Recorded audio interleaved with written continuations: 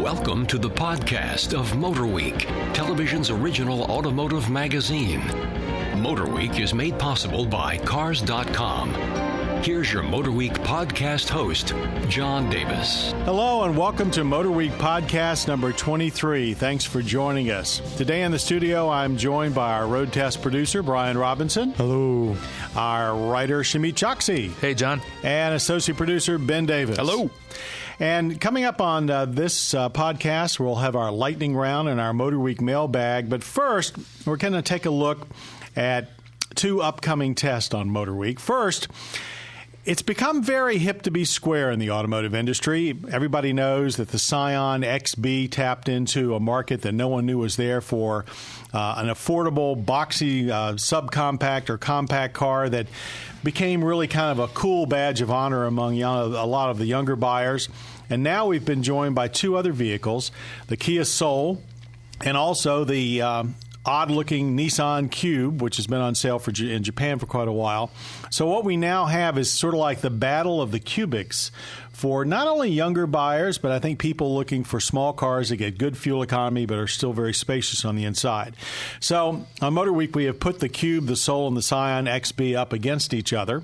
And that's what we're going to do here as the first topic on our roundtable today. Who would like to start the Cubic conversation? Ben? Dun, dun, dun. I am a Scion XB guy, and I have been even since the first generation came out. The current generation is I'm all about it. The Kia Soul would be my second favorite out of that three-car lineup. Why? Why would you? What pros or cons does the Soul have against the Scion? The reason I choose the XB over the Soul is I like the squareness and simplicity of the XB, and I think the Soul has got a unique shape to the Cube. It has a really different appeal to it than the Scion. It's more streamlined and it's more sporty looking, but. So it's less of a Cube. It's less of a Cube. It's a stylish Cube, if you will, but. I got to go to what I feel is the originator for the U.S. market, the XB. All right, but so how does I'm going to keep you on the spot here. How does then the Nissan fit into that? The Nissan? Here we have a small car that's kind of a blend of the angles, the squareness of the XB, but a little bit of the roundness of the Soul. The Nissan, I mean, I definitely would recommend it for somebody that's interested in a Cube-like vehicle, but for me, I just try to spend as little time as I can in it, actually. It's a little too much dash out front for me. It just feels like I'm driving most of the cars out front, and it's got that weird doesn't feel as intimate feeling to me. You? Maybe that's a good word for it. Okay, Shamit, how about you? All three vehicles are obviously they're cubes, and by definition or by nature, a cube is a very efficient shape. So I think they all offer a lot of interior room, spaciousness, more than you would even see standing on the outside. I think for me, it comes down to a matter of style. Though driving is a different thing too, and I really am partial to the Scion on the driving side. But style-wise, I can't stand the Cube. I can't stand looking at the Cube. I bring Tell us what you really think, Shamit. Yeah, it's and then on the opposite but side, why? I think Why? Kia has, what is it about the Cube that gets you? It's cartoonish. It's cartoonish, but more than that, it just comes down to the eye of the beholder. I mean, I look at the Kia Soul and I'm like, man, that thing's really cool looking. And then I look at the Cube and I say, I don't want to be within 50 feet of that thing. So why? I think it's just taste, you know. But I'm hearing that about the Cube over and over again. We obviously all bring these vehicles home. We like to talk to our neighbors, see what they think. My neighbors have been telling me to park further down the street with the Cube. So they tend to agree with me. But the Soul, I really feel good about. The Scion, I think also I feel really good about. And from the driving perspective, I think the Scion is the best of the three. Brian? I'm going to pick the Soul as my favorite. It's, I think the most fun to drive. I don't know. I like the looks of it. I like the interior is quirky, but not quite as offensive as some of the others. I'd say the XB would be a close second. Although the Cube is growing on me, it doesn't stand out quite as much as it did. There's more of them on the road, so I don't feel like quite the oddball driving it around as I did, and it is fun to drive, the Cube is. But I have to say, I'm going to actually give some. I like the Soul, and I like the new generation XB as well. But the Cube is growing on me a lot because I felt like I had better visibility out of it than the other two. I felt like I actually see it a little higher. I feel like the interior is a little more useful in the way that it's configured. And all in all, if I was picking one of the three, it would be in the running. I probably would end up, frankly, with the Soul as my choice because it's a little sportier looking, even though I like the new generation XB. But I wouldn't count the Cube out because I was very impressed with its highway performance. It doesn't seem to get blown around on the interstates very much. And I like the visibility. Now, one thing I didn't like in the Cube is I felt the edges of the seats are totally soft. So you feel like you're falling off an overstuffed piece of furniture. So that would be the only thing I would probably fix. I do have a question. Anybody figure out, is there any practical use to the rug on the top of the dash? still no. I enjoy vacuuming it. Kind of a stress reliever. You can kind of rub your fingers through. There you go, stress reliever. Well, I mean, that's a good one. The logical thing is you think it's for a cell phone, but as soon as you go around a turn, the cell phone goes flying down the dash. So Nissan says it's basically there for looks. Yeah. And it is different, but it's a very different little vehicle. It's, of course, high quality, and their powertrains are very good. It's got a CVT transmission in it. The rear door, is it a gate or a door? Its Cube it's a door. Opens to the side. Yeah, and I don't like that at all. And I sometimes don't like it, but on the Cube it seems to work. Yeah, not a big fan of that. I prefer more traditional like a lift hatch. up. Yeah. All right, let's move right along now to a car of a totally different shape and color. And that's the 2010 Buick LaCrosse. Now, let me just set this up. LaCrosse has been the name that Buick has used for its midsize sedan for some time. The first LaCrosse was a very handsome car, but it was quite conservative. This is an all-new car. It was actually unveiled as the Invicta concept in China, and it was actually designed by Asian designers because Buick is the number one brand in China.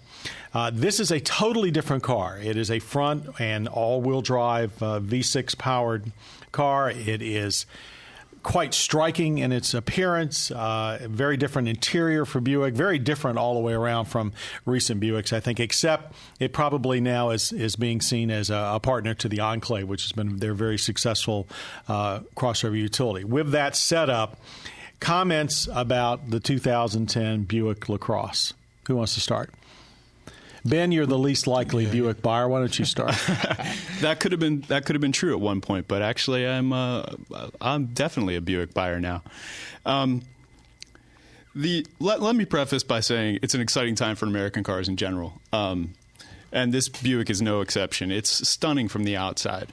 Now that, having said that, the interior design is great, but there are some things I'd like to see GM get on the ball with, and that would be texture choices and things that shouldn't be shiny are always shiny, things like that, little things that they could step up to make the interior as good looking as the exterior. I did also have a little problem with the A-pillars on this particular model. They are unusually large, and they tend to get in my way. Thick. They're pretty thick. And the windshield's very swept back, so you've got a lot of windshield pillar. And it's not a big deal on the highway, but in parking lot situations and in tight city traffic where you have to keep an eye on pedestrians and stuff, it's easy for them to get lost in that A-pillar. Brian? I'm sorry, Shami? Somebody. Take the mic. So I'm glad we had the A-pillars covered. I think the car is it's stunning. It's a new direction for Buick. It's a younger direction. I think you and I talked about this. The one thing that meaning I wish... me. Meaning John, right? We don't have pictures here, you know? Right. I wish they had... I wish they had not come back with the name. I wish they would maybe kept it Invicta. Yeah, like me too. I couldn't agree with you more. When I saw the Invicta, I thought that's an old Buick name for folks that are not familiar with it. But I thought, what a great way to start such a dynamic new car. It's a whole new car. But they didn't want to they felt like they had good name recognition. I'm just not sure whether they made the right choice. I was impressed with the LaCrosse. I haven't spent a whole lot of time in it yet, but definitely the styling. I wouldn't say it blew my mind, but it was definitely it's a striking exterior, and I think it is different enough to have a different name. Somebody stopped me on the road and said it looked a lot like a Toyota Camry, and I thought, well, that's really an odd thing to say. But if you actually look at the profile, it does sort of remind you of the greenhouse of a Camry. But beyond that, very elegant. The Buick waterfall grille done in a more modern way. I was blown away by the interior. I agree with Ben about some of the grains. But otherwise, the stylishness, that floating center stack, I thought it was probably the most beautiful interior that General Motors has ever done. And I will admit that I actually drive an Enclave, and so when you took at them side by side, it looks like the second successful Punch. Mm-hmm. Buick's going to be expanding its product line. They've got more CUVs coming. They're going to have the first plug-in hybrid for General Motors.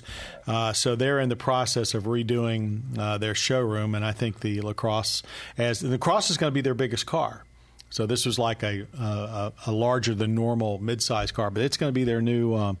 Eventually, it will be their biggest car. Mm-hmm. But a dynamic new direction for Buick, I think. Anybody else got anything you want to comment? Very quiet. They hit it out of the park with that one. I agree with you. Yeah, you constantly hear every time someone redoes the car, they're going after a younger buyer, and usually I'm not sure I can buy into the hype, but this one definitely. It's definitely different, and I think a new direction for Buick. Let me put you on the spot. If you had a choice between this or an ES Lexus, what do you think? It's been a while since I've been in an ES Lexus. Yeah, the bottom Lexus car. Yeah, I would take the Buick over the ES. I would have to agree. Yeah, I think that's unanimous. I would paint mine black and put Grant National badges on it, though. Well, there's a new Regal coming, and there's rumors that there will be a Grand National, so we'll see on that. Okay, let's move along now to our MotorWeek lightning round, and Michelle Parker is standing there with the bell on the ready, and we have a couple of minutes, 2 minutes to debate this. Okay, speaking of General Motors, they are the first automaker to formally link up with eBay to sell new cars. Is this a good idea? Would you buy a car from eBay on the internet? Who wants to start? I'll start. I'm kind of old school. I mean, I like to go on the internet and look, and I would buy a used car perhaps from a private party or something like that on eBay. But brand new cars, I'm not sure I want to do that. But why? Why? I just like to go in and talk to the salespeople. You like to haggle. Yeah, a lot of people think that's a hassle, but, I go in there and you always know more about the car than what they do. And it's just good to talk to them, try to get a good deal, and play one dealer against the other. And Brian likes to make them feel stupid. Well, I'm not sure about that, but Brian makes us all feel stupid from time to time. I just enjoy the physical contact of going in and buying a car. I should point out that a lot of auto dealers have been selling new cars on eBay up to now, but this is sort of formalizing the process, and the dealer is still involved. I mean, the test program involves 90 California dealers, and when they take it nationwide, you'll still go to the dealer to sign the papers and drive the car and drive away. But this sort of puts everything under a GM-sponsored umbrella, and the dealers have to follow certain rules. So they can't basically, I guess they can't, less opportunity to welch on the deal, I suppose. Mm-hmm. Ben, your comments. I think trying to reinvent the sales procedure is genius, and I think it's a great move. For the longest time, consumers can go online and get all the information they care to get about a new car and arm themselves before they go in. But that doesn't change the fact that once they get there, it's the worst situation they ever want to be in is dealing with a dealer and haggling, and this takes all of that out of that. You can they can buy the car online, and I think it might open up the floodgates for people who might ordinarily be too maybe shy to deal like that. Is there bidding at all, or is it just straight yes, up? Yes, there's both. You'll be able to do there'll be a discounted price that you can buy now, or you can do an auction. Yeah, or you can place your maximum bid, but they're not going to let you walk away with some ultimate deal, though. I'm sure of that, right? If you're, I don't know. No, go ahead. I'm just saying, if you're a leery shopper like me, who I'm nervous about anything that I buy on the internet. So something as large as a car, it's just not going to happen. But you can't sign the papers on the internet. So it's still a brand new car from a dealer. This is not a used car. Yeah. Anyway, I think it's a bold move, and GM needs to do a bold move in order to get some younger people back in the showrooms and show the people that are going concerned. Can I bid on a Volt yet? It's going to be about a year from now. You'll probably be able to bid on a Volt. And my gosh, they're going to be expensive enough that people are going to want to bid on them. Okay, Michelle has rung the bell, so we must move on to our MotorWeek mailbag. If you've got a question you'd like to have answered on a future podcast, not this one, of course, visit us at motorweek.org, and you submit your question. If it falls out of the bag, we'll send you a free MotorWeek T-shirt. Ooh. 100% so finally cotton. Got 100% cotton. Pre-shrunk? Right, pre-shrunk. I bet. I shrunk it already. I wore it and shrunk it. All right, here comes the question from Rick. It's been a long time since most U.S. consumers have seen a Fiat in a showroom. Please help us with some insight into the relative quality level and value of Fiat now that they have purchased Chrysler and will soon be marketing Fiat vehicles in the United States, probably under Chrysler badges. Okay, here's the deal. Fiat now owns Chrysler. Lots of stuff in the press about future Chrysler products. Some will be unique to Chrysler. Some will be rebadged Fiat products. We really don't know all the details yet. But with Fiat's old reputation, which being the oldest person sitting here, I can tell you back in the 60s and 50s, it was basically one of, great-looking cars, fun to drive, but they were always in for repairs. Fiat today, very different company. But having said that, impressions around the table about Fiat coming back to America through Chrysler.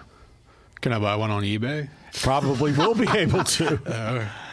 I don't think anybody expects the quality of today's cars to be the same as the 60s and 70s. I think everyone knows that every brand's moved on since then. So I don't think anybody legitimately thinks they're going to be the same. Fix it again. Old impressions run deep, though. And there's been a lot of stuff on the internet and in some of the magazines and some of the periodicals talking about poor quality in Europe. But in reality, Fiats are probably not considered, I can definitely say that, as the best made vehicles in Europe. But they are well made. Are they considered an economy car in Europe? They are considered a full-line brand that is fully competitive with people like Volkswagen and Renault. They sell a lot of cars, admittedly more in probably Italy than any other country. But they do make their Uno, which is a huge hit in Europe right now, and that's one of the cars that will be coming here. Their tiny little Uno to give the smart car some competition. Simply in defense, I say that their cars are considered to be comparable quality to a lot of other mass-produced cars in Europe, and probably that's the way it will be here. But they do have this cloud over them from the past.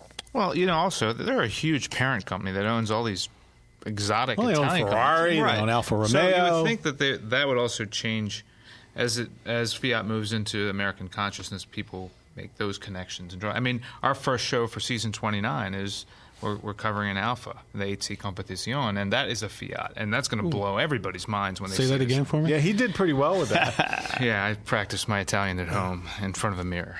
No, I don't. But anyway, so that's what it comes down to. I mean, and speaking of Alfa, which is a Fiat company. I mean, they've been out of the country since they've been out of the U.S. since '95. This car, this exotic car that's coming, is supposed to break the ice and allow Alfa to come back in with some more mainstream offerings. That's what they're talking about. Which were always like Fiat's, wonderful cars to drive, but very temperamental. Right. I personally think these are very smart people that own Fiat, and they're very smart people in Detroit that are going to be engineering the cars. And I'm really not concerned about it. I personally think it opens up the U.S. car market to some very interesting vehicles, especially on the smaller end that we have not had before. So I'm looking forward to it. Yeah, it's a very crowded market. It's going to be hard to bring a new brand in. Yeah, so most of them will carry the Dodge brand, or the Chrysler brand, or the Jeep brand. So I don't think we're going to see. I don't think the Fiat brand is going to be that big a deal. I think it's going to be more their designs will be underpinning a lot of new Chrysler products. Yeah, so we'll see. So, yeah. All right, very good. Well, that brings to an end this MotorWeek podcast. I want to thank everybody for joining us today, and thank road test producer Brian Robinson for his comments. It's my pleasure, John. Our writer Shamid Choksi. Thanks, John. And our associate producer Ben Davis. Thank you. And for Jim Bigwood, our audio engineer, for making sure that you can hear us at home. Our podcast creator Bob Mixter, as always, and producer Michelle Parker. the Bell Lady. I guess that's going to stick, the Bell Lady. Thank you all for joining us, and I hope you'll join us next time for more Motor Week. You have been listening to the podcast of MotorWeek, television's original automotive magazine. MotorWeek is made possible by Cars.com. For additional information on podcasts, videos, and showtimes, visit our website at motorweek.org. And watch MotorWeek, television's longest-running automotive magazine series each week on your local PBS station.